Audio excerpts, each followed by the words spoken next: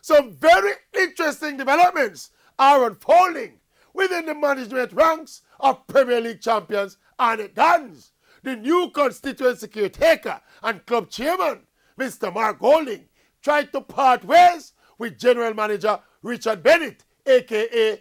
Charlie Chaplin, and longtime club president, Mr. Patrick Roberts, with the intention of appointing a board of directors and officially registering the club as a company. Well, after a recent meeting of the full executive, Mr. Golding was sent an email basically saying the serving executive will run the club without a chairman. And with the same Patrick Roberts as president and the same Charlie Chaplin as general manager.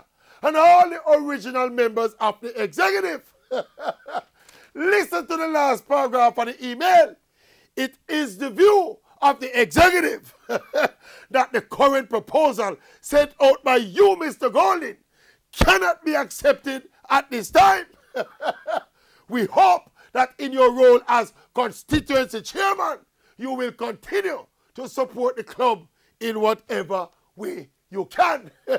You realize, said the executive run with the chairman. I mean, one can understand Mr. Golding's vision of wanting to take Arnett Gardens to the next level in terms of structure and organization and ultimately profitability.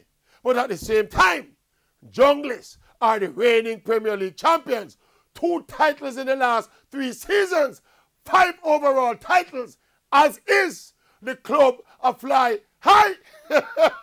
This cannot be the best time to dismantle the management of the club. In other words, if it ain't broke, don't fix it. But even before he ventures down that road, Mr. Golding needs to find out who is in charge of Arnett Gardens Football Club.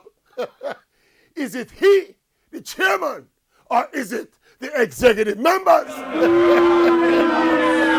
Who is in charge, Mr. Golding? Are you in charge? Just is in charge.